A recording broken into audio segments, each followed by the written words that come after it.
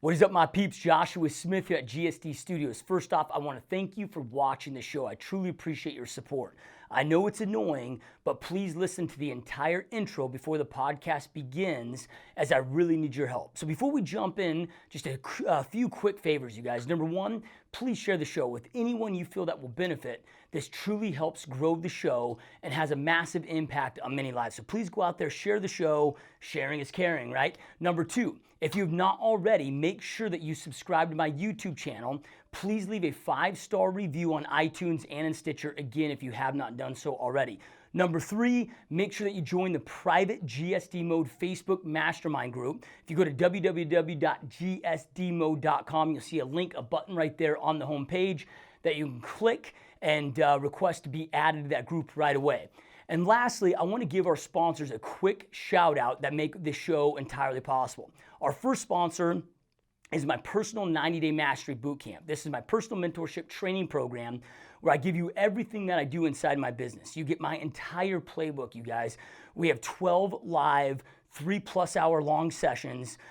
Each session we go so in depth on exactly what I do inside my real estate team and how I operate my business. Plus there's a lot of different bonus sessions. You get access to everything I do inside my business on my tracking forms, presentations, checklists, lead generation tactics, lead follow-up tactics, team contracts, and much more. There's absolutely nothing that I withhold from you that you don't get access to. Plus you get daily access to me inside the group. So this is hands down the most effective and affordable real estate training program on the planet. Check us out, www.90daymastery.com, or click the link below to learn more about that. If you do join, make sure to plug in promo code Live Mastery. That's all caps, all one word, all together, which will save you $500.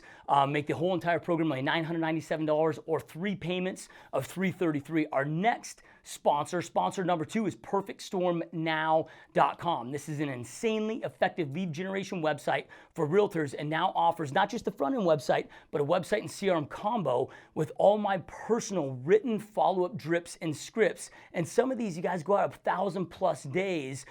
We made it where it's 100% dummy proof. And this system, you guys, competes with $1,000+ month systems that exist in the industry, and it's only $199 per month. So make sure to check us out, www.perfectstormnow.com, where you can check out in-depth demos, client testimonials, more info, all that fun stuff. Our third sponsor is EMF. I'm really excited about this one. This is Optimized Life Nutrition's newest supplement, newest nootropic. It's by far the most powerful nootropic on the planet. EMF stands for Energy, Memory, Focus. If you're like me and you want to have insane energy, improved memory, extreme, intense, focused, this is the best product, you guys, that money can buy. I take it every single day, and the results are insane. Improved energy, improved focus, improved mood, awareness, and we've even had many clients tell us improved sex, dude. So it's just this crazy, insane, overall life-enhancing product. So check that out at www.optimizedlifenutrition.com. Lastly, if you want to be like me and the crew here at GSD Studios, kicking ass every single day, highly recommend that you rock your GSD gear here on the website, www.gsdmode.com. Snag your shirts. We have women's shirts, men's shirts. I got some hats, and we got a lot more apparel on the way. So that's all I got for you guys. Hope you enjoy the show, and we will talk to you soon.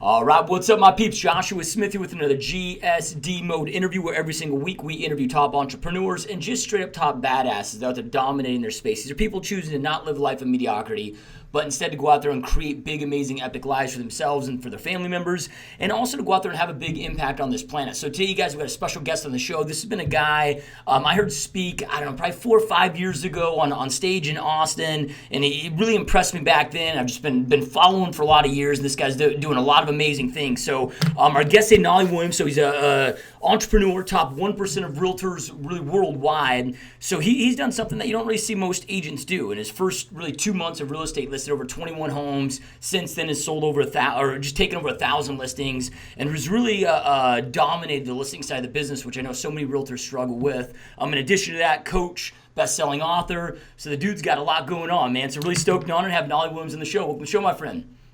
What's up, brother? GSD in the house, baby. Yeah, that's how we roll, dude. I'm happy to be on. It's been a long time coming. We've been trying to do this. I was in Italy, then I had to go to Hawaii, and we've been trying to make this happen. But I love what you're doing, man. Yeah. I really appreciate it. Yeah, it truly means a lot, man. Truly appreciate the kind words, dude. So, yeah, before we get into what you're doing today, man, because I know, obviously you're traveling all over, you're writing books, you're coaching, and you're doing a lot of high-level stuff. But before we jump into that, rewind the clocks. Like, what led you into entrepreneurship and eventually into real estate in the first place? Well, my mom would tell you I've been an entrepreneur since 12 years old. When I would go to school, I'd buy packs of now and laters. A lot of people don't know what those are. In the hood, that's what we had them. Had now and laters, and or Starburst or whatever it was. And I'd take those. I'd buy them for maybe a quarter, and I'd crack them open, and then I put them on my desk. And then I was open for business, and I sell them for 10 cents each. And I just got enamored with the whole process of profit. Taking $1 and making $5 out of it. And so that just carried with me over till the time I was 22. I started my very first business, which was a music label, record label, doing gospel Christian music. Became the #1 in the industry for that genre. The music industry tanked, and when I was 33 years old, I had 14 employees. I had 18 artists on the record label, and I was like, man, what am I going to do now? So I took an inventory of my skill sets, wrote everything down, and said, I've always been interested in real estate, and like most realtors, Josh, we did something before real estate, So I jumped in, hook, line, and sinker, and I went after the listings from the very beginning, Yeah, love it, man. So when you made that decision to get into real estate, was it kind of something where you were like, hey man, I'm gonna go deep into real estate, I'm gonna make a career out of this, or was it more of a, hey, maybe this is a stepping stone until I can figure out a way to get back into the music industry, or at that point had you burned the ships with the music industry and went right into real estate? I was pretty much done with music, man. I was I don't know if you call it burnout. It was a childhood dream. I started off being a rapper. I used to do gangster rap back in, when I lived in LA.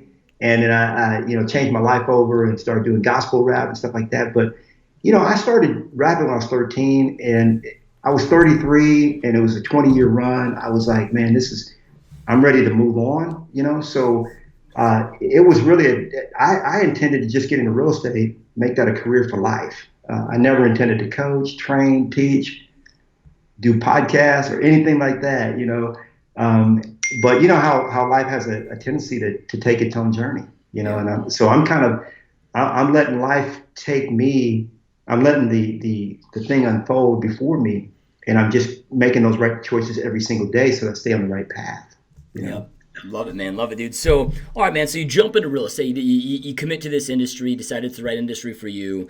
And then again, man, most realtors are selling, 4 to 6 homes a year. And you jump in, you make this commitment that I'm going to attack listings. And you get 21 listings in your first 2 months, right? Which I heard a stat the other day. I don't know if it's fully true or not.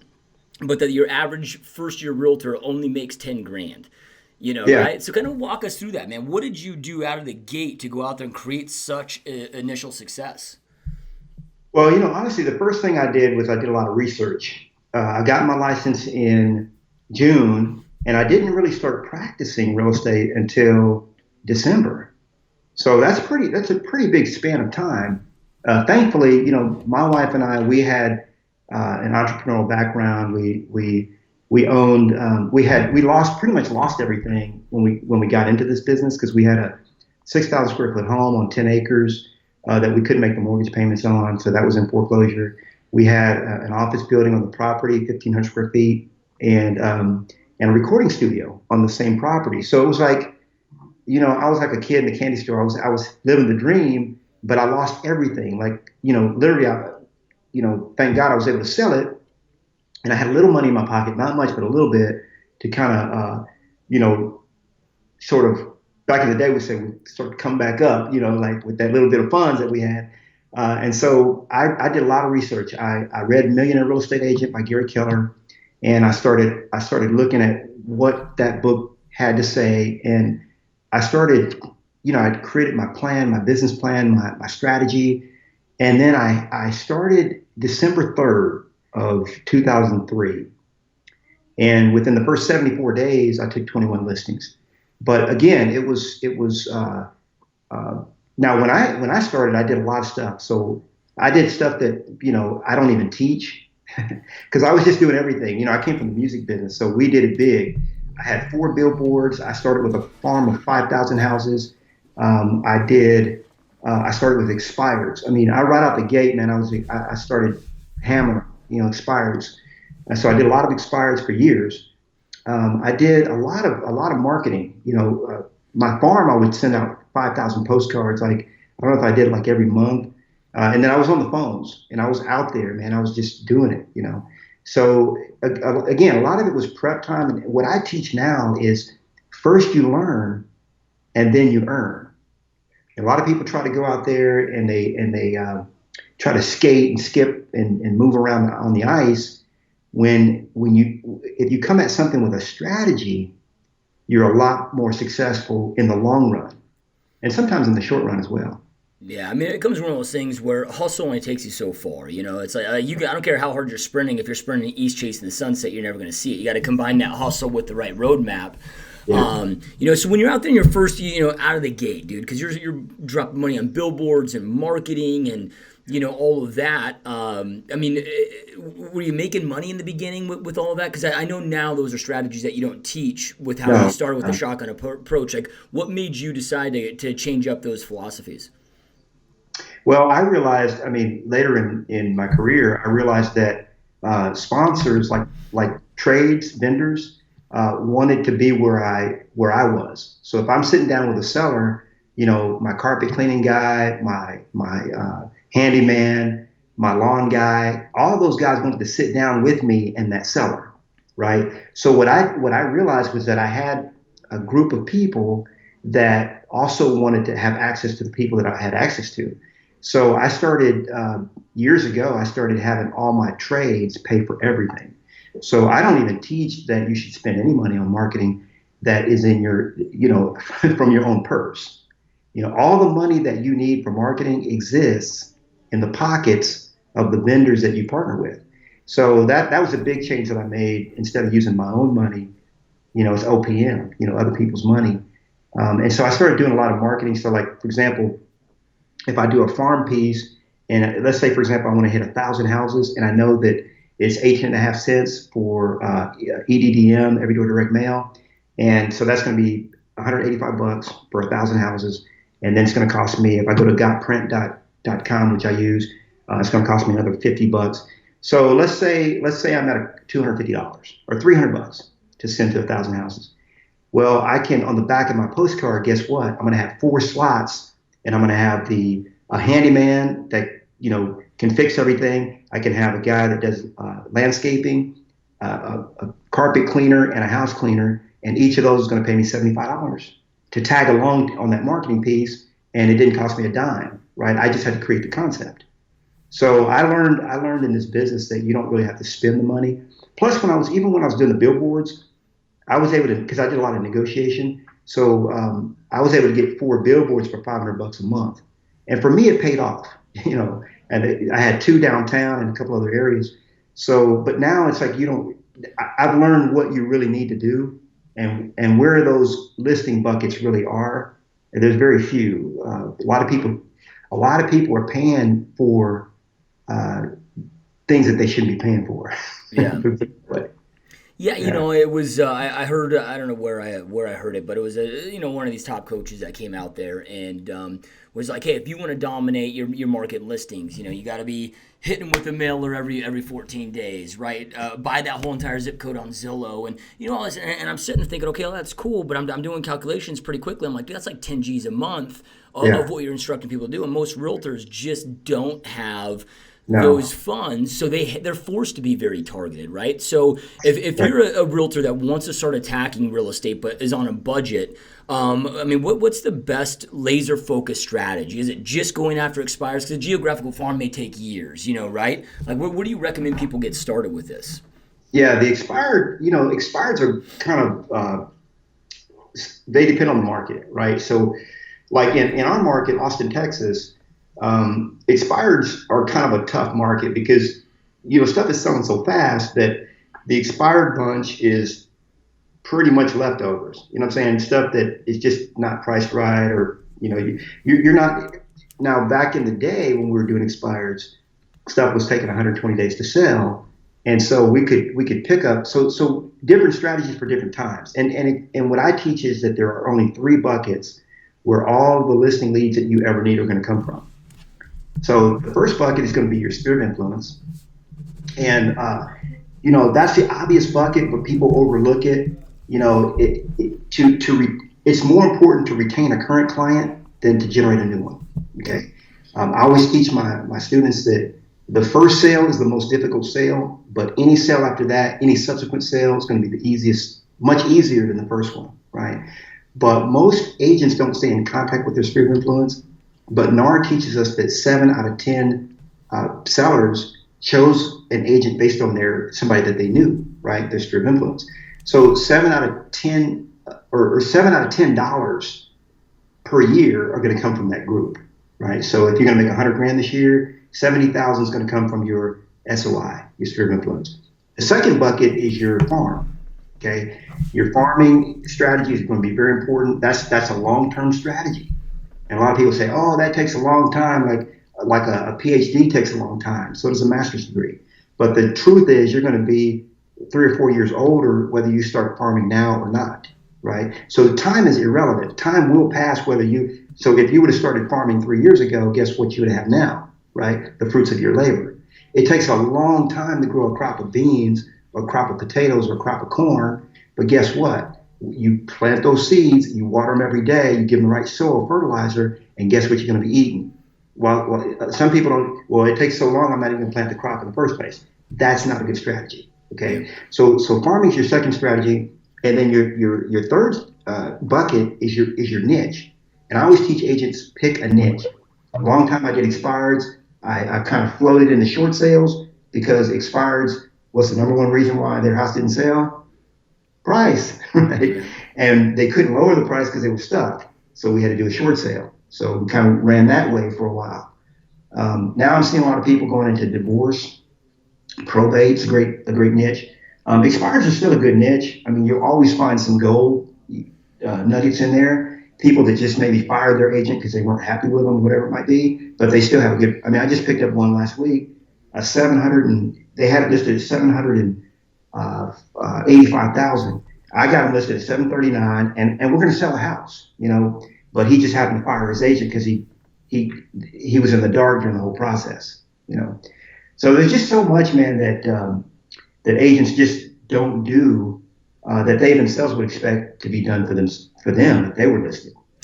Yeah, I mean, when you really break it down, this industry is so simplistic. It just seems like people try to overcomplicate it, and they're not staying focused long enough. They're chasing the next shiny object and right. Whatever that may be. So let's kind of attack each 3 of these then.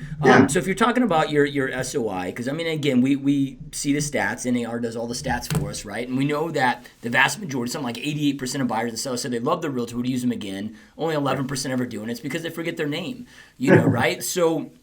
And what I love about today is like, okay, maybe if we were realtors in 1980, staying in touch with the past clients would be expensive and time consuming. Oh, man, you weren't around in 1980. Yeah, I know, right? But today, man, with social media, with as advanced as CRMs and databases have become, man, I mean, there's really no excuse for it other than you're just choosing to be very lazy inside your business. So what are some kind of easy, non-costly ways that people can, but effective ways to stay in touch with their sphere and not lose out on that business? Yeah, I teach a system, Josh, that costs realtors maybe about $10 a month to stay in touch with their SOI. And just like you said, 88% say that they would use that agent again, but only 9 to 12% do. So what I liken that to is, we live in an age of Yelp, for example. So if you have an 88, that's an 8.8 stars out of 10, right? So translate that to Yelp, that would be a 4.5 star rating, right, for that restaurant. So you pull up a steak restaurant or seafood, whatever it might be, salads for the vegetarians out there. So you pull up that restaurant and it's got a 4.5 stars and it's got 132 reviews. Are we going to eat dinner there? Right. Absolutely. Now, let's say you pull up the same restaurant or a different restaurant down the street and they have a 1.5 star, 1/2 out of 5. We're not eating there. We got to go to work tomorrow, right? We're not trying to get sick. Yeah. And what I tell agents is when you look at the stats, you go from a 4.5 star rating to a 1/2 star rating, typically within 12 to 24 months. And it's not that it's being done to you, it's that you're doing it to yourself, right? Now, the easiest way to stay in touch with people is what I teach is an 18 touch. So that's 12 e-newsletters. So that's 12 touches through email. That's 4 postcards a year, okay? And what I teach agents is you send out, it's a jumbo postcard, maybe a 5x7, 5.5 by 8.5, a big postcard that gets in their face, and you send the same one every quarter, every 3 months for that year. Then next year you change it up, right?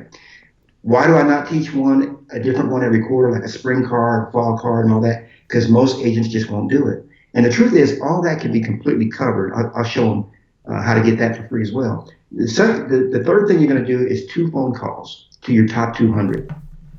Okay, so that equates down to about 1 call a day, at the most 2 calls a day, if you enjoy your nights and weekends like I do. So you make 2 phone calls a day, and the rest of it is set it and forget it. So your e-newsletter is you set it up once, it just automatically goes out, okay, with a company of your choice.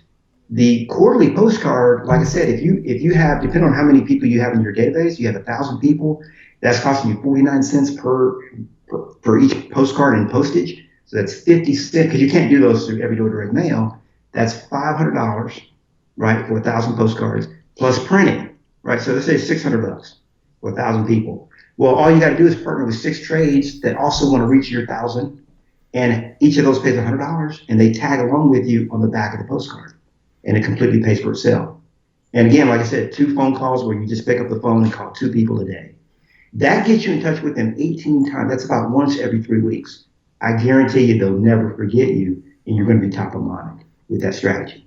Yeah, no, with those trades, because I know a lot of realtors get so freaked out now these days with RESPA violations, and but I mean, it sounds to me like they're getting equal space on the card, and I mean, everything would be on the up and up in that case. Yeah, there's some trades that you might have to worry about, like mortgage lenders sometimes have a little issue, and title companies. But every other trade, I mean, and even them as well. There's a certain way that it has to be done, but it's just advertising. So you basically have an advertising piece, and you're selling them advertising space. So you have published rates. This is the piece that you have. This is the size of your ad. And then you put that out there, and anyone can do advertising. It's straight advertising. So there's no violation of any kind. It's not like you're giving them a perk for doing it. You're just selling them advertising space, period. Yep. So you can run that by any lawyer, any broker, and get the thumbs up on that, just for a comfort level. Yeah, and I know in your coaching programs, which we'll talk about more here in a little bit, you go really in depth on teaching all this stuff. But kind of give us a quick example of maybe what that phone call sounds like, because I think a lot of realtors too, they're freaked out to call their past clients because they don't want to come off as like the begging for referrals, or we're just asking all the time. We have an internal guilt instead of leading from a place of contribution. Can you give us a sample like what that daily phone call looks like that you're doing? Yeah, a lot of times when we don't call, like if it's more of an ego thing. So it's like, I don't want to sound like I'm hungry, right? So I'm not going to call the people that love me. I'm going to spend my money on Zillow and try to contact strangers that don't even know me, right? Rather than contact the people that love me already. So it's not really a good strategy, but it's a mindset thing. So what I tell people, if they have that issue, like I have no problem telling somebody, look, I need more business. What you got for me? Well, Knolly got to eat, What's going on? I had no problem doing that. But some people have an issue with that. It's called ego. I get it. So what I tell people is just, here, another script, an easy script for you is you call up, you say, hey, Josh, how's it going today? Josh, I got a big problem, and I wonder if you could help me with this. And you're like, well, what is it? Knolly, what can I help you with? Josh, my big problem right now is we're selling houses so fast that we don't have enough inventory. And we got a lot of buyers. A lot of buyers are waiting for a home. So we're letting a lot of people down by not having enough inventory. Our business is just going nuts. Josh, who do you know right now that needs to sell their house? See, so with that approach, it's like, look, I'm doing so well that I need more. It's just like a car salesman. It's like, look, my car lot is going so quick, we don't have enough cars to sell. Do you know anybody that's looking to sell their car? So it's an easier script for people. Now again, there's going to be, the first time you call them, if you haven't been in touch with them, is it's going to be the sort of the I'm sorry script, or sorry I haven't been in touch with you, or whatever it might be. Now, I always like to leave the call and say, hey, Josh, would it offend you if I give you a call like maybe every 6 months? Would that be because I like to touch base with the people that mean the most to me. And Josh, you are on my top 200 list because I respect you. Would it offend you if I call you maybe every 6 months and ask you, maybe along the same lines if I'm running low on inventory? And you're going to be like, no, it's not going to offend. I always like to say it that way. Would it offend you? And they'll say, no, it's not going to offend me. Okay, well, great. Well, I'll give you a call again probably around July. Would that be okay? Okay, great. Unless you want to hear from me sooner, it's okay with me. And then you've gotten their permission to call them again, and they expect your call. So when you call them again, at that time, they may have already started like, hey, or you might even shoot an email and say, hey, I'm going to call you next week. And then they might start thinking, oh yeah, who do I know? See, all you're doing is you're reminding them that you're still in the business and that you still need business. Very critical. And I think, like you said, man, it becomes such an emotional ego thing, because when we really break it down, if we just wear our own personal consumer hat and we take the business aspect out of it, man, we want to give business to our friends and family and people that we like. Like, we'll go out of our way, but then we think that people don't want to give that same reciprocity. But that's just how consumer behavior is. They want to do they want to give you business.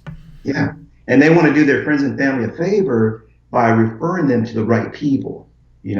But they have to be reminded. See, the way I look at my philosophy is every single person in your database is a soldier in your army. Now imagine you had an army of 1,000 soldiers, or 500, 200, whatever your army is. And you did not equip those soldiers with anything. Like you just said, hey, go out and tell people about me. In other words, you're sending them out to fight a battle with no tools. They've got no helmet, no shield, no script, nothing, right? And they've barely ever heard from you. So they're in your army, but they really don't have a lieutenant or a captain that's really looking after them and sharing with them, hey, like I even share with my sellers and my past clients specific scripts. For example, I don't want them to give somebody my business card. I want them to basically ask the other person, not even ask them. I teach them to let the other person know that Knolly Williams will be giving you a call, or to use the script, will it offend you? Hey, would it offend you if I have my top agent give you a call just to explain some of these things? Whether you list with him or not is irrelevant, but he's got a lot of knowledge that you need to listen to. Would it offend you if you got a second opinion on listing your house, before you list with XYZ? And they're like, nah, that wouldn't offend me, but I'm already set. Well, great. Well, I'm going to have Knolly give you a call. And then they got permission from that person, and then they refer it over to me, So, I want my soldiers, man. I want them on the battlefield doing what they need to do. Yeah. Now, I love it. It's like, Mr. Wonderful in the Shark Tank. He talks about his money being his little soldiers putting to work for you. And to us, our in real estate, our connection with our sphere of influence is our number one asset. And like you said, those are, you can only go so far without leverage. Right? And you got to do it. So what? Okay, so I love the ideas of bringing in vendors, right? Because It seems like everybody's got their hands out for money from realtors. Like you're just stroking checks all day long, and I love the idea of partnering strategically with other vendors to cover some of these costs. For somebody that maybe wants to reach out to their pool guy or their landscaper, how do they start that conversation to get them to hopefully successfully buy into the strategy? Well, it really boils down to you having some kind of item of value that they can buy into. For example, I've got a lot of them, but one of the examples I have, see if I have one here, is like my seller guide that I use, right? And this is a book that I wrote for sellers, and it's and then on the back of it, the way that I do this for sponsorship purposes is I just have all my vendors on the back. So I have a complete system where I basically have a script, a call script, an email script, copy paste and send it out. And basically the way it works is all you're doing is you're saying, like let's say for example, I'll give you an example of my handyman. Okay, so I'll sit down. My handyman is Carlos, right? So I say, hey Carlos, would it offend you? I use that terminology a lot, by the way. I say, Carlos, would it offend you if I referred you out to everybody that I went and sat down with? Because I sit down with a lot of sellers, and a lot of times they might have a broken doorknob, they might need the disposal fixed, or they might need an entire new door put in, or they might need the back room painted. Would it offend you if I shared your contact information with them and took you along with me? And they're like, no, it wouldn't offend me. That'd be great. Well, Carlos, let me explain to you how I do this, because this is going to cost me money. I'm going to do it this way. I'm going to design a piece and this and that and whatever. And I explain to them, this is the cost involved. And you could even put a spreadsheet to it and say, look, and everybody's going to put their money together. It's kind of like almost like a B&I program where we all kind of network together. And so your share is going to be this amount here. Now think about it. Now I always try to keep it around $100 if you can. Okay, because $100 doesn't scare people. If you can make it $97, that's even better, or $99. Okay, because my thing is, if he can't come up with $99 and he doesn't, then he probably doesn't. He's not thinking big enough, or doesn't believe in you, or whatever the case is. You move on to the next one. But another strategy I like to do is I say, if you think you're going to have a little difficulty with one vendor, send it out to 3. See, here's one of the things I just finished doing, Josh, over the last 3 years. I visited over 70 cities with my Success with Listings seminar. Okay, people can download it for free. Finally, I just said, the traveling thing is cool, but I just put it online. People can download it at successwithlistings.com. But every single one of those cities didn't cost me a dime out of pocket to put on that event, because we had sponsors. And what I realized is that sponsors want to be in front of, other agents, and vendors want to be in front of people that can use their services. So now if I go to, so what I did was, and what I do is I'll email a painter, going back to the getting sponsors involved. You create a exclusivity, right? And you create urgency. And the way you do that is you email out to 3 painters and say, hey guys, and you put them all in the same email so they see each other. I've got a spot, I got a postcard going out to 1,000 houses. These are my best customers, people that love me, and I've done business with them in the past, and they know who I am. I'm going to hit 1,000 of those, and I need a painter to partner with, because some of those people need their house painted, right, inside or out, whatever it might be. So the first guy that or gal that raises their hand with $99, guess what? That's the first person that gets a slot, and I can't guarantee how quick it's going to go. I spray that email out. So if I need 6 vendors, I'll send out, say, a total of 18 emails, right? 3 on each email. Or I might send all 18 of them into one with, CC them all, and just get it done that way. Yeah. And then you just wait for people to raise their hand. Now, if you don't have enough vendors after you do that initial campaign, you follow up with a quick phone call. Now, here's the thing. The second script that I'll use if the person's having a little bit of trouble coming up with $99, I tell it like this. I say, look, Carlos, if I got you a great remodel job, would you take my wife and I out to dinner? If I was to get you a nice remodel job, you probably would do that, wouldn't you? Or a painter, my painter, right? Sergio, say, would you take me out to dinner? He said, yeah, I'd take you out to dinner. Well, it's going to cost a lot more to take me out to dinner. My wife and I have a couple drinks, a nice steak, whatever it might be, than $99. So this is really a steal compared to that. What it really boils down to, though, Josh, is a lot of people is a mindset. They don't want to get vendors involved because it feels like to them that it muddies up their postcard or they got too many people in there. But the reality is, when you look at the biggest companies in the world, companies like Dell, Google, Facebook, Microsoft, whoever it might be, when they're putting conferences on and doing different things, guess what they have at the bottom of the thing? Sponsors. Yeah. And when you start having sponsors in your business, instead of people saying, oh, he needs sponsors, he can't pay for it, actually they have the opposite effect.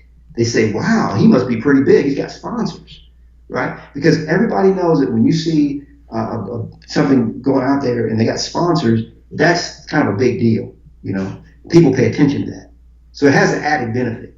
Yeah, no, I love that, man. That's awesome, dude. So, all right, so then when it comes to farming, geographical farming, because I think so many people think geographical farming is, okay, I'm going to throw this postcard in the mail every 30 days. And no, I mean, geographical farming is, hey, I'm going to focus on this area, my attention, time, energy in this area. And, you know, like for me, my geographical farm areas, what we hit really hard and with today's day and world is open houses and very, very targeted Facebook ads. And we just pepper that area and we're able to do it a lot less than maybe a postcard per se. So again, geographical farming can mean so many different things. How do you recommend people to get involved with geographical farming, pick a farm, and then again, what strategy are you finding works the best? So I have a couple criteria that is like sort of a rule of thumb. Start with about 500 houses. You know, don't start too big, but an area about 500. Make sure that the price tag of those homes is within your, price range of what you want to go after, of course. Make sure that it's nearby, and also try to make sure that it has at least a 7% turnover. So in other words, if there's 500 houses there, they should turn at least 35 of those annually. Okay, so those four criteria are the makings of a good farm. Okay, and I like the whole Facebook ads. I do a lot of Facebook advertising, and the concept that I want people to think about and put in their mind is, imagine that you're running for Realtor, right? Or just imagine you're running for mayor, right, of your local town. Where are you at, Josh? Phoenix, Arizona. Okay, let's say you're running for mayor of Phoenix. God help you. Yeah. Right? By the way, I was in Goodyear, I was in Tempe, a couple other areas out there. I love that area. But let's say you were running for mayor. What would that look like? Now, as you start to envision that in your mind, it's no different from what it should look like for you running for Realtor of that 500 home zone, right? So you're out there, you're interviewing all the local shops, maybe the gym, the barber shop, maybe all the restaurants around there, the donut shop. You know, you're going in and you're doing YouTube videos. You're like, hey guys, Charlie just opened up such and such donut shop right here in Phoenix, and we're going to interview the owner because they got some of the best donuts, guys. And by the way, the coffee's some of the best you've had. Now, Charlie, what makes this, just like what you're doing, Josh, it's the same thing. So they're out there interviewing maybe the local hospitals, emergency clinics, all kinds of people like that, fire stations, interviewing firemen, policemen, all kinds of. So anytime somebody pulls up that zip code on YouTube or on the internet, they've got a lot of videos out there on YouTube. That's another strategy, right? And then also when they're doing the open house, make that an event, right? Rather than just an open house. So an event looks like you got 20 to 30 open house signs everywhere. You're doing Facebook ads, maybe you're doing YouTube videos and other things like that, other strategies. Maybe you even have like a local restaurant, like here in Texas, it might be like a Joe's Barbecue might come out and serve barbecue, or we might have a local bakery come out and have cookie samples, or a winery, right, has sample wines and cheese and stuff like that. So, and then you go around to at least 100 homes around there, and you invite them to your open house event, right? And because what's one of the best groups to show up in an open house? Yeah. Neighbors that might want to list their house, right, in the future. And they say, man, you really doing this? Is crazy. This is nuts, right? It's over the top. And so they see, all that stuff going on, and you say, look, Mr. Neighbor, we could have an event at your house too. Next time you're thinking about selling, you want to go with me. Call me, and I'll have an event at your house just like this one. How's that? And it's kind of fun because you have all these people, neighbors coming out and meeting each other and stuff like that, where it really has nothing to do, quote unquote, with selling the house, but it does, right? Because it puts the spotlight on that home. Everybody knows it's for sale, and everybody knows, guess what? Josh is the guy selling it, or Knolly's the guy selling it, whatever it might be. So again, if you just think of the philosophy of running for mayor, you're running for mayor of that zip code or that area.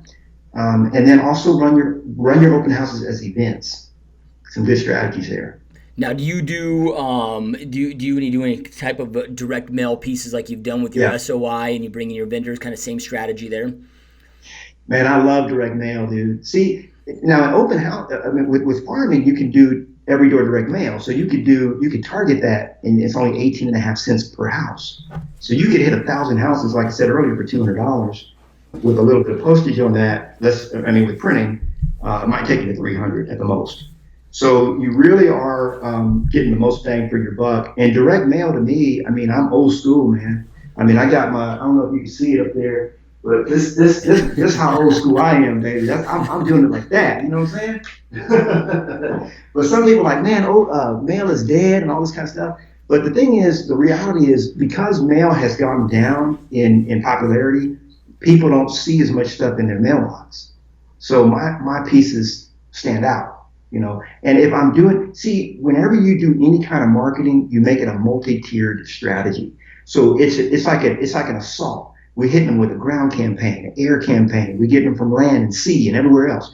So we get them in their mailbox. We hit them on YouTube. We hit them on Facebook, right? And anywhere that we can hit them, that's what we do. We door knock them. We door knock around. We circle prospect around that house. So there's a lot involved with it, but it's a very effective strategy if you want to take over and dominate a farm. Time out. Joshua Smith here at GSD Studios. I need to take a quick pause to give our sponsors a quick shout out that make all this possible. Our first sponsor is my personal 90-day mastery bootcamp. This is my personal mentorship training program where I give you everything I do inside my business. You get my entire playbook. We have 12 live 3+ hour long sessions. In addition to a ton of different bonus content, you get daily access to me. There's nothing I withhold from you guys inside this program. You get my entire playbook that's helped me sell thousands and thousands and thousands of homes. You get all my tracking forms, presentations, scripts, checklists, team contracts. There's nothing you don't get access to. This is hands down the most effective and affordable real estate training program on the planet. So make sure you check us out at www.90daymastery.com. You can check out boot camp dates. You can check out testimonials, more in-depth information. If you decide to register, make sure to enter live mastery, all caps, all one word, all together. That'll save you 500 bones. So you can get the whole entire program for only $997 or 3 payments of $333. Our next sponsor is PerfectStormNow.com. PerfectStormNow.com is an insanely effective lead generation website for realtors and now offers a website and CRM combo with all my custom personal follow-up drips inside there, some of which go out 1,000 plus days. We've made it where this is dummy proof, you guys.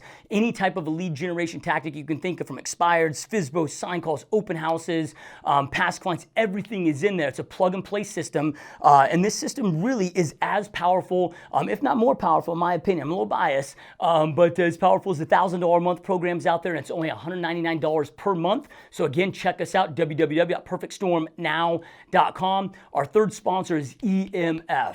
Optimized Life Nutrition has created the most powerful nootropic on the planet called EMF. EMF stands for Energy, Memory, Focus. So if you're like me and you want to have insane energy, improved memory, and extreme intense focus, this is the best product money can buy. I take it every single day and the results are insane. I've massively improved energy, memory, focus, mood, awareness, and like you've heard me say in the past, we've had clients that even say it enhances sex. We've had talked to people that have reduced anxiety. The supplement is insane. Check us out. Learn more at www.optimizedlifenutrition.com. Lastly, if you're like myself and our whole entire crew here at GSD Studios and my real estate team, make sure you check out our apparel line, right? We got t-shirts, men's t-shirts, women's t-shirts. We got our hat line that if you're watching this might be available at this point. The hats are in production right now. We're going to be adding a lot of different apparel. So make sure to check that out. And then also, if you're not already, make sure to jump into the GSD Mode Facebook private group.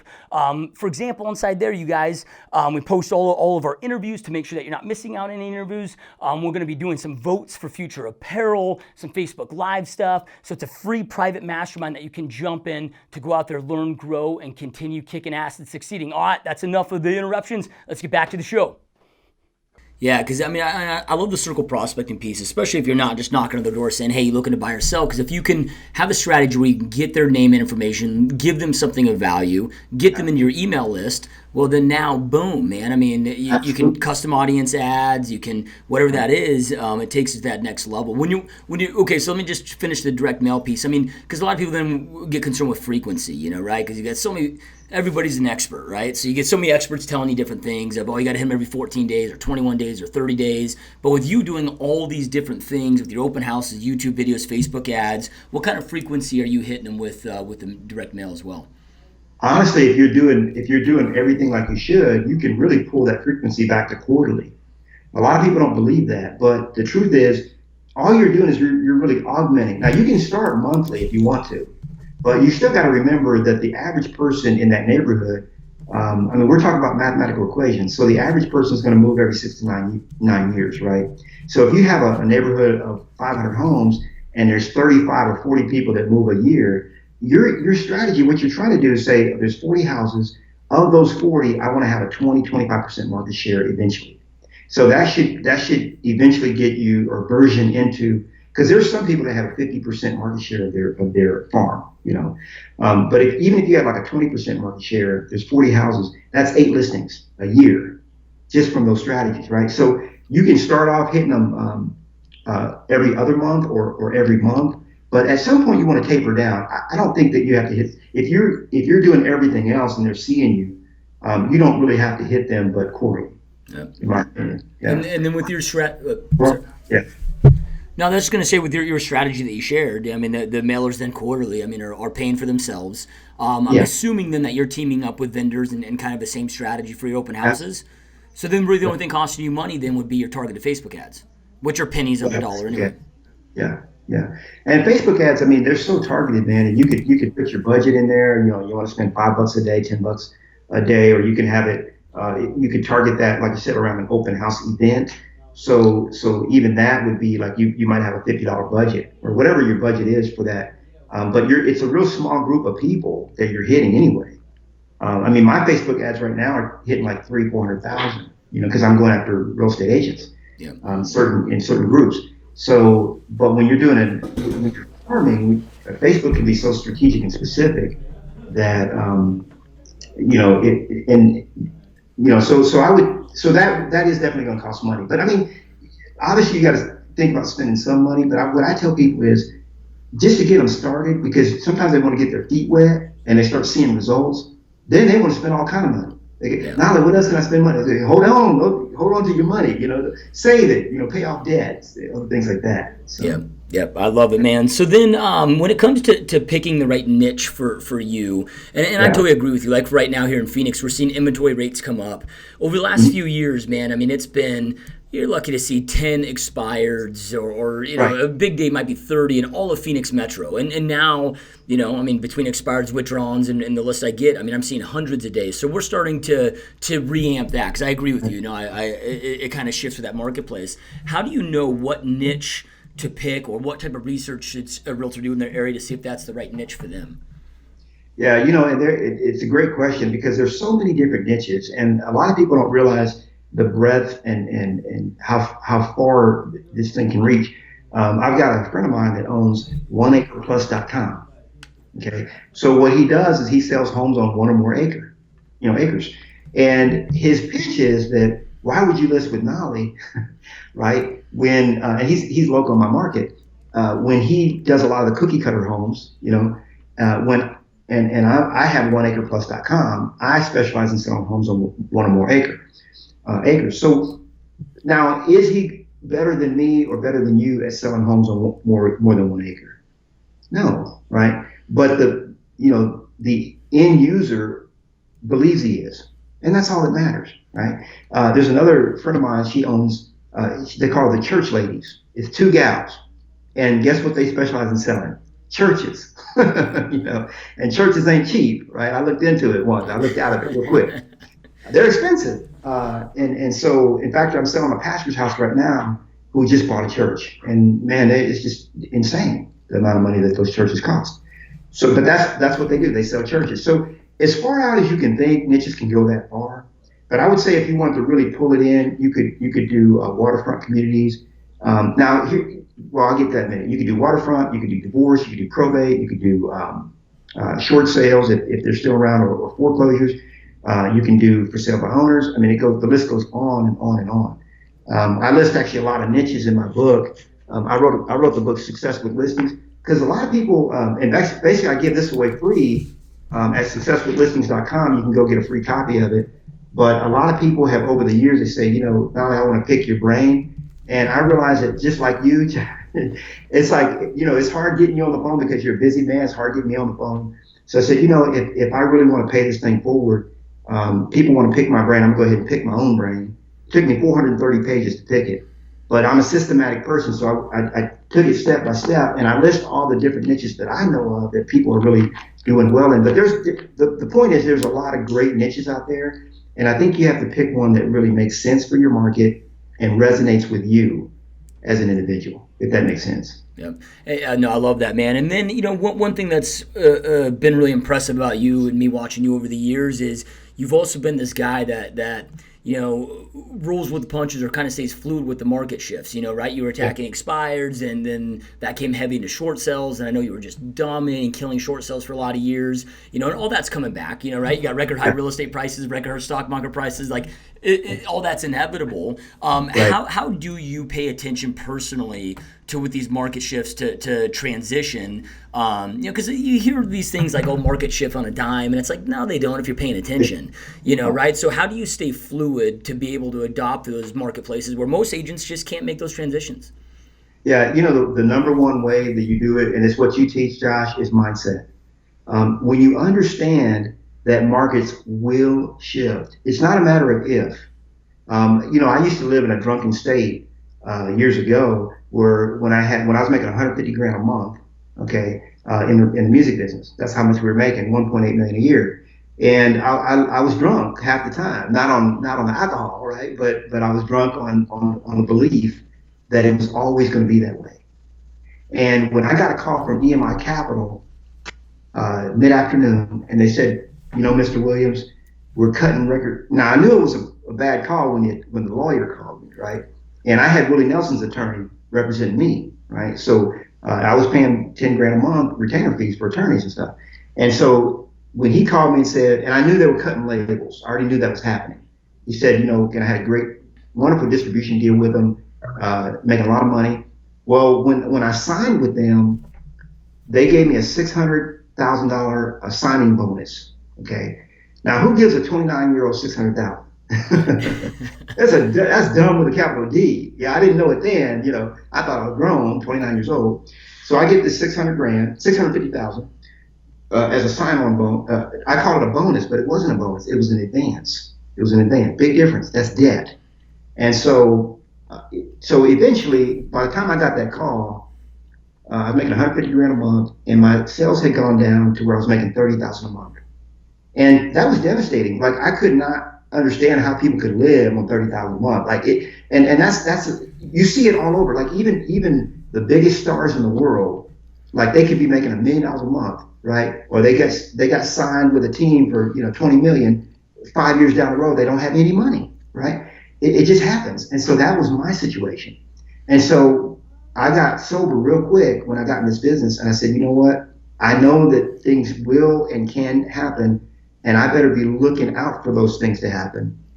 So it's just a matter of mindset, knowing that it will happen and being diligent to watch for it. It's just like when it begins to rain in Austin.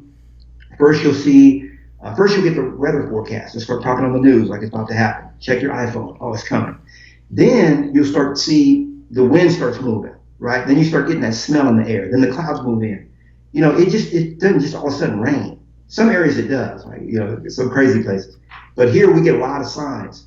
And so when you start looking at your inventory and you're seeing that, like right now you have 2 weeks, 3 weeks inventory, it's a hot seller's market. When you start seeing that roll over to 1 month, good, right? 2 months inventory, not bad. Now when it starts to roll 3 months, 4 months, 5 months, it's shifting. It's shifting the other way. And so you just start, and you have to do that week by week. And you do that by being in the marketplace active, being out there, having listings.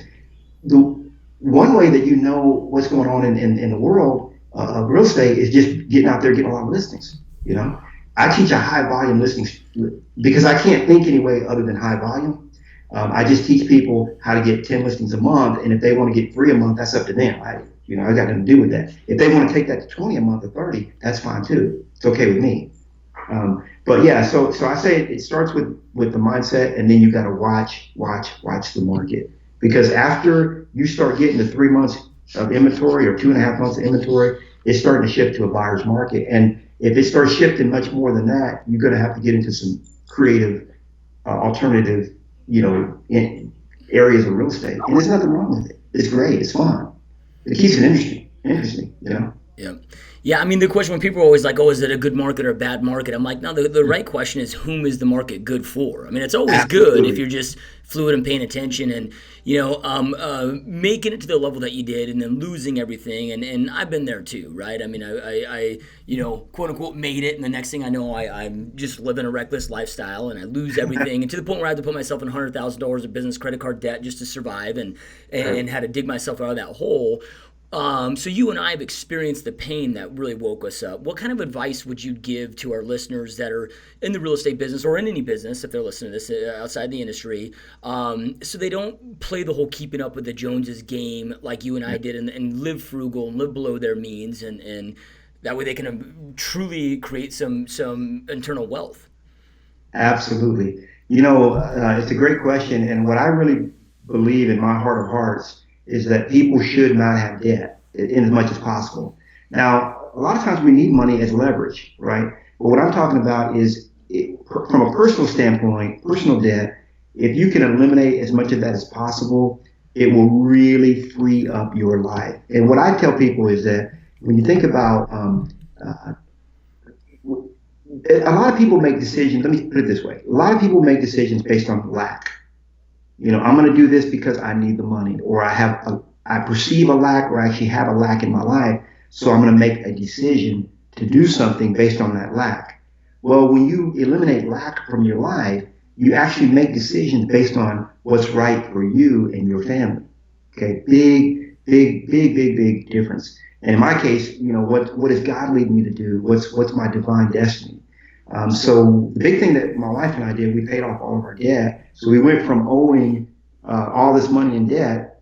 By the way, when we owed EMI, they gave us kind of an ultimatum. We still owed $330,000, $340,000 when they sacked us, when they cut us. And they said, look, now you still owe us $330,000 from the 650. Remember the 650 that we gave you? You still owe 330. Now we could take this out legally and you can fight us for this decision, or we can agree to just let you walk away and forgive that $330,000 that you owe us. Well, you know what I did? I walked away and I got in real estate. But a couple years ago, we paid off the house that we live in now. We paid off all our cars. We paid off, and we just did it over time. It wasn't an overnight thing. But when I get up every day now, I can do my hour and a half of meditation if I want to do that. If I can do what I want to do, what my heart is calling me to do, and that's the reason why I give away a lot of stuff for free. I wouldn't say I don't need money, but I've created a lifestyle where I don't have to depend on the next check or the next listing to pay for the life that I live. I've got continuity income, money comes in every month, and I don't have any debt. I have no debt at all. So I would say that paying down your debt will go a big way toward that. And the second thing to that is make more money, right? Increase your income, right? There's so many different ways to increase your income, and people are just thinking too small. I've talked to people, they say, man, there's no way you could do 10 listings a month. Okay, well, I didn't know that. So, I'm glad you're telling me, 10 years later. I'm glad I didn't know about it when I first started, because I thought you could, and I went out and did it, But just for grins, if you want to look at people that are really, dissing me, if you would, that are doing 20 deals, like people like Kenny Klaus doing 500 deals a year, people like Ben Kinney doing 900 deals a year, people like Lance Logan doing over 1,000 deals a year, right? So I'm doing 120 deals a year, big deal, right? And people limit the life. I was talking to a lady yesterday, and she did 13 deals last year, and she thought that that was the highlight of her career. And there's nothing wrong with that. If that's your goal, hey, I'm all for it. We high five and we doing like this. But the truth is, if what's your highest and best potential? What is the highest and best potential of you? And I believe that everyone should live to their highest and best possible potential. Otherwise, for what reason were you created? So I take it to that level. Honestly, it's you're a giver. I'm a giver. I think a lot of that we learn from in my case. I did everything for myself, man. I was even though I was a believer. I went to church. I taught Bible study. I was typically a greedy person, and a lot of times when people have greed, there's some insecurity issues that are suppressed and stuff like that. I think that we need to work on ourselves as hard as we work on our businesses, right? And as hard as we do anything else, we need to work on our own internal, because a lot of us have screwed up programming from childhood and so on. So we need to, like you say, we need to get right. We need to get on the GSD, baby. Yeah, love it, dude. So then when it comes to taking on, when you're going out there, I know you've listed thousands of homes, and when you're doing that, okay, it's one thing to get the listings, but then it's the next thing, like you got to have some pretty good back-end systems to be able to manage all of this stuff and be able to continue delivering great service to your clients and, all of this stuff. How have you been able to scale up with systems and things like that to be able to stay on top of all this? Yeah, a lot of people, a lot of agents don't like systems because maybe their profile, if they're a high D, if those of you that know what I'm talking about, if you take the Myers-Briggs test or the Strengths Finders or the DISC profile test and you understand your personality assessment or your personality profile, those that fall into, like, say, a high D, they don't like paperwork, they don't like systems. But the truth is, when you can automate most of what you do, it makes your life so much easier. I was talking to a lady yesterday, and I was explaining to her that most of what she was doing in her business was $12 an hour work. And if she could, and the way we automate that, Josh, is we leverage it. In other words, if I can hire somebody to mail out my postcards or to design them or to put them together or to whatever, to go out there and do, like you're highly leveraged in your business. If you hire people to do the things that are, maybe not your highest and best use of time, you basically have created a system and automation of your business. Now, I pretty much have systematized everything. So my entire life, I think of everything. It's just because when you profile me, my mindset is that of an engineer. So that's what I was, quote unquote, destined to be. I didn't know. Thank God. No, I didn't know it at the time. No offense to any past engineers or current engineers out there, but I have an engineer's brain. So I have to dissect and break down everything. So I pretty much break everything down into a system that you can follow step by step by step by step. And what I teach people is, if you have a business, like for example, in my listing business, I have a 46-step system. So step 1, generate the lead. Step 2, step 3, and so on. The last 6 steps are after we close, like our post-closing plan, for example. And I can share that with the listeners if they want to. They can download that 46-step system. But the thing is, you should take whatever business you're in, you should take that business and break it down to every single step that's involved in that business. And then you should systematize it, right? Because that's the way franchises work. I believe that every business should run their operation like a franchise. And I think it just makes life so much easier. And that's when you start to get your nights back, your weekends back, and your life back. You can work 30 hours a week. You can make $250,000 or more a year, take 4 or 5 vacations a year, be debt free, and live the life you want if you have the right systems in place and that automation that you're talking about. Yeah, I couldn't agree with you more, man. I mean, it's one of those things where even people inside your business, I always sit there and say people can never show you their greatness if they don't have a system to be able to follow to show you that greatness. So your people, you can keep hiring people all that you want, but they're going to fail you if you don't have the right systems in place, or you're failing them, if you will. And couldn't agree with you more there, man. Nolly, what's the best place? I know we're going a little long on time here, man, and I just want to make sure because I know you have so many amazing resources, and you've got a lot of also advanced, a lot of stuff you give away for free, but also a lot of advanced training that you do as well. Where's the best place for our listeners to go learn more about you, take advantage of some of these free downloads, but also if somebody wants to do some higher level coaching with you, like what's the best place to learn more about you and do all of these? The best place to go is successwithlistings.com. Successwithlistings.com, and that you'll have a lot of free resources and stuff like that. I do some one-on-one coaching, Josh, but to be honest with you, the reason why I do so many free events and free things is because I actually have been full in that regard for about the last 3 years. I've been, and it really bothers me, man, because I would love to spend time as you, like you. I mean, we wish we could spend, but I got a wife. We're going to be celebrating 25 years next month. So, I mean, I have a family and stuff like that. So I only have the same amount of hours, in a day. So, or in a week. So I cannot make myself as available. So most of my stuff is just available for free download. I do have some stuff that I license, like if somebody wants to have all my pre-listing package, my seller book that I license out at no charge. Because again, who pays for it? Sponsors, right? So if somebody wants to have their own book that they go out and meet with sellers with. And what I do is I basically made it to where you pop my picture off the cover, you put your picture on it, and now guess what? You got your own book and that you go out. Same thing with my pre-listing package. I converted all to Microsoft Word. So that's a license. That's a one-time license fee. But what we teach people is go out and get your sponsors first, and then you get the system, right? So that it doesn't cost you any money out of your own pocket. You get it at no cost. So that's at successwithlistings.com as well. So I know a lot of coaches are out there, they have a monthly coaching fee and all that kind of stuff. I'm kind of full in that regard right now, but there might be some slots that open in the future, God willing, or there might be some more time invented in the future, right? That'd be great. I don't know what we would do with more time, Josh. That might be a bad thing to want, right? Yeah. No, I hear that, man. No, I love it, man. So going back to you personally, because we find so often in life that good becomes the worst enemy to greatness, and it's easy to get caught up in the good enough, and you could very easily get caught up in the whole, oh, I'm good enough, I'm debt free, I got a lot of passive income coming in, right? Where you just take your foot off the accelerator. What personally keeps you leveling up in life and not accepting good enough, but continuing attacking greatness? Yeah, but what keeps you doing that is understanding your purpose.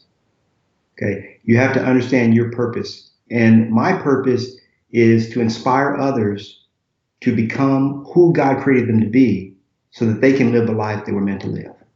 Okay, that's my purpose. Again, my purpose is to inspire others to become who God created them to be so that they can live the life they were meant to live. So every single day I get up and I say, I got to be on purpose today. And every single night I reflect on how I lived out my purpose that day. Like tonight, I'm going to be thinking, man, I was hanging out with Josh. I was inspiring other people, maybe pissing some people off. And so whatever it might be, I'm helping to inspire them and maybe get them off. And so, I'll stuck center where they might be. So it's not about, I had a good friend of mine that had the ability to go debt free. And the reason he didn't was because he said, not only if I pay everything off, I think I'm going to become lazy. I'm not going to be inspired, motivated to go out. I have this mortgage and all this kind of stuff that inspires me. And that, truthfully, that can be an inspiration for a time. It's not a long-term strategy, but for a time you can be, I can go out and buy, a house that makes me go out and get my hustle. And I think that could at some point in life maybe be a good thing for me. But eventually as you progress in life, you get to say, why am I here? What's my purpose? In fact, let me read a quote. This is by Pablo Picasso. The meaning of life is to find your gift. The purpose of life is to give it away. I really like that. Picasso was a great man, probably became a lot more famous after he died, I'm sure. And I'd be completely fine if I became, quote unquote, more known after I died. It doesn't matter to me. If my life can be an extension and that purpose can continue to be fulfilled. So I tell everybody, there's actually a great exercise out there on the internet to figure out your purpose, if you will. I've got a link to it. I can't remember the exact link, but it's sort of an exercise that you go through. Can't remember the gentleman but I'll share that with you so we can share that as well.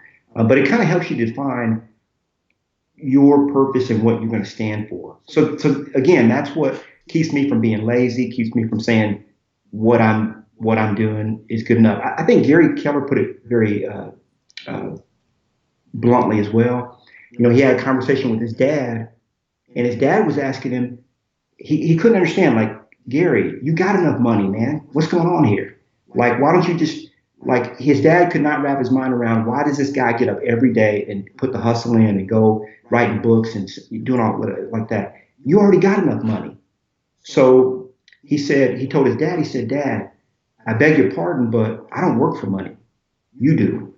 His dad was pissed. He was like, man, what do you mean I work for money? He said, well, I know you work for money because when you had enough money, you stopped working. So that tells me that you work for money. I have enough money, but I'm never going to stop working. You see what I'm saying? So that's basically how I feel, is that I was put on earth for a divine purpose, and I'm here to fulfill that purpose. A flower or a rose bush or a grapevine, they don't stop blooming just because they gave out one crop. And in fact, nature is so abundant, man, that when we were in Hawaii, they showed us some noni trees, and half the fruit was on the ground. It's like, don't these trees are dumb? Don't they know we got enough fruit here? They just overproduce. They're just people think about, people say, oh, you're being wasteful. You want to talk about waste? Go to the rainforest. Man, you got so much fruit on the ground and so much abundance out there that nobody's tapping into, right? But nature is abundant. If I'm a banana tree, I got to produce bananas. It don't matter if the tribe is full. That's my job, is to produce bananas, right? And so when you understand your purpose, that's the kind of attitude you can have, no matter how much money you have in the bank or what your debt situation is. Yeah, love it, man. Powerful words. So, I started this podcast. It's been, going on probably close to 2 years at this point. I started it, man, because there's so much information out there, and there's some really, really good information, but there's a lot of crap too. There's a lot of smoke and mirrors, and I'm like, you know what, man, I just got frustrated one day, and I'm like, man, I'm gonna instead of complaining about it, I want to go and create an environment where I just interview the doers, guys like yourself that are in the trenches. There's no smoke and mirrors. There's no theory. Guys and girls are actually creating massive success in their life.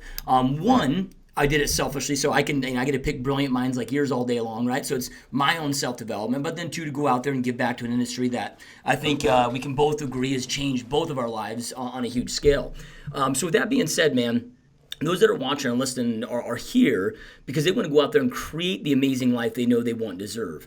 Do you have any last words of advice or inspiration that you'd like to leave them with so they can go out there and do exactly that? The biggest thing that I would say, Josh, is for people to, like I said, really understand your purpose of why you're here. I hear so many people, for example, I had a friend of mine got into real estate, and I finally asked him, I said, why did you get into real estate? Because he's struggling. He's not quite hitting his numbers and stuff like that. And he said, well, I got into real estate because I hated my other job. I didn't like my boss. I wanted to make a lot of money, all these kind of things. And I said, it sounds to me like you were basically escaping or running away from something, right? That's why you're here. And there's nothing wrong with, you can run away from pain and run toward pleasure. That's okay. But you at least have to understand that that's what you're doing, And so I would tell people, I would encourage you, know thyself, get to know what makes you tick, what creates lasting, long-term happiness and fulfillment for you. Because the truth is, you can never be happy until you understand your purpose and you live your purpose. When you live your purpose, happiness becomes a byproduct of that. Okay. So in other words, if I'm a corn stalk and I don't, my job is to grow corn, right? Well, you got to understand what your job is. What are you here for? What's your purpose? And once you understand that, you go out and do that every day. I wrote another book, Josh, here that I actually give away for free as well. It's called The Secret to Knowing God's Will. Not everybody be down with the God thing. I get that. But for those that are, it's the secret to knowing God's will for your life. Because as a Bible teacher, I've been since 1989. That's the number one question I get. How do I know what my purpose is? And thankfully, thank God, I'm able to, whether it be a Christian, a Taoist, a Hindu, or Muslim, or even I've got friends that are Buddhist, right? I got all friends from all faiths, right? But we, from a common standpoint, in other words, I have friends everywhere. Put it that way. But the truth is, I believe in the spiritual aspect of life. Okay, I believe that mankind is spirit more than anything else. And so, a lot of people, Josh, they don't live in the real world. Okay, what the Bible teaches us is that the spirit, in other words, your mind is not you. Okay, people think that their mind is them. Well, guess what? I got news for you. One of these days, that mind of yours is going to shut down. Your heart's going to stop, and you're going to enter into a different state. Okay, but the spirit, most people believe, the Bible teaches, lives on. Okay, the flesh will die, and so the reality is, what's eternal? What are you setting your sights on? Is it just what's here? There's nothing wrong with having. Hey, I live a good life, man. I ain't no shame in my game now. We're going to Spain for a month. We're going to go, and it's always one of these things where we learn the tax game, right, Josh? It's like I'm going to go shoot my new. I've got a new training course, but it's got to be shot live on location in Hawaii. In order to be, So I just happen to have to go to Hawaii to do that. That's just how it goes. So I'll be there for a month. So Mr. Uncle Sam, this is the reason why I'm going to Hawaii is to shoot my new series, right? And then when I put it out, it's like shot live on location in Hawaii, right? So we play those games. We know how it works. But the truth is, we have a bigger destiny, a bigger purpose, a bigger fulfillment than just what's here. So that's a last couple of words of wisdom from a guy that has average intelligence. I love it, man. Powerful words. And to those watching and listening, you guys, I know I end every podcast with this, but information without implementation is truly just the start of delusion. Information is not power. It's taking that information, taking action on it that then creates power inside your world. Knolly shared so many amazing pieces of advice today, you guys, about business, about life, overall fulfillment. Take something that you learned today, take action on it. Don't wait, take immediate action on it so you can go out there and create the life you know you want and deserve. And for those watching or listening, no matter where you are, iTunes, Stitcher, YouTube, on the website, there's going to be links below to the websites Knolly shared with you so you can go download his free resources, learn more about Knolly, stay in touch with Knolly, follow Knolly. I highly recommend that you guys do. Like I said, it's been a guy that I've been following for years and learned a lot from. So make sure you take action on that. Knolly, man, I know how busy you are, dude. I really appreciate you taking time out of your busy day to be here, my friend. This has been a lot of fun. Joshua, thank you, buddy. It's been a pleasure, man. You got a great show, dude. Keep it up, man. Hey, thank you so much, man. Truly means a lot. All right, you guys, we will see you next time. All right, peeps, that wraps up today's show. Again, thank you so much for watching the show. I truly appreciate it. Just a few quick reminders and favors that I need from you. Number one, please share the show. Anyone you feel can benefit from this show. This truly helps us grow the show, continue going out there and having impacts on many, many lives. So it'd mean the world to me if you went out there and shared the show. Number two, if you haven't done so already, make sure to subscribe to our YouTube channel. Also, please go out there on iTunes, Stitcher, leave us a 5-star positive review. All that stuff helps for awareness of the show. Also, make sure to join the GSD Mode private Facebook mastermind group if you haven't already. You can go to gsdmode.com. Right on the front page, there's a link there. Click that. We'll get you added right away. A lot of cool stuff in there, a lot of masterminds. We're bringing a lot of Facebook Live, different stuff in there they have access to that you can't get anywhere else. And lastly, I want to give our sponsors a quick shout out that make this show possible. So our first sponsor is my personal 90-day mastery bootcamp. This is my personal mentorship training program where I give you everything that I do inside my business, right? You get my entire playbook. We have 12 live, 3+ hour long training sessions. You get daily access to me inside the program. There's a bunch of bonus training sessions. You get access to every single thing that I do inside my business. All my tracking forms, all my presentations, checklists, lead generation tactics, lead follow-up tactics, team contracts, and so much more, you guys. There's nothing that compares to this program. You get full access to everything that I do inside my company. I hold nothing back. Go check us out, www.90daymastery.com, where you can learn more information, see future dates, see testimonials, all that fun shite. If you decide to join, make sure sure to plug in Live Mastery inside the promo code, all one word, all together, all caps. That'll save you 500 bones on the program. So you get it for only $997, which is a freaking steal, or 3 payments of $333. Our next sponsor is PerfectStormNow.com. So PerfectStormNow.com is an insanely effective lead generation website for realtors, and now offers a website and CRM combo with all my custom personal follow-up drips, all of my scripts that are inside there, right? So there's no guesswork. And when a lead comes in, based on the lead source, you're gonna know exactly what to say, when to say, how to say. All of it's just auto-filled, and we made it where it's dummy-proof. I mean, this system is as powerful, if not more powerful, in my opinion, than the $1,000 plus monthly websites, and it's only $199 a month. So go to PerfectStormNow.com. You can check out in-depth demos, see more testimonials, learn more information on it, all that cool jazz. Our last sponsor is EMF. So Optimized Life Nutrition has created the most powerful nootropic on the planet called EMF, energy, memory, focus. So if you're like me and you want insane energy, improved memory, an extremely intense focus, this is the best product that money can buy, you guys. I personally take it every single day before I do webinars, before I do things like this, man. I'm always taking this product to go out there and enhance, again, my focus, my intensity, my memory, every aspect of it. So go out there and check right now on www.optimizedlifenutrition.com, where you can learn more about EMF.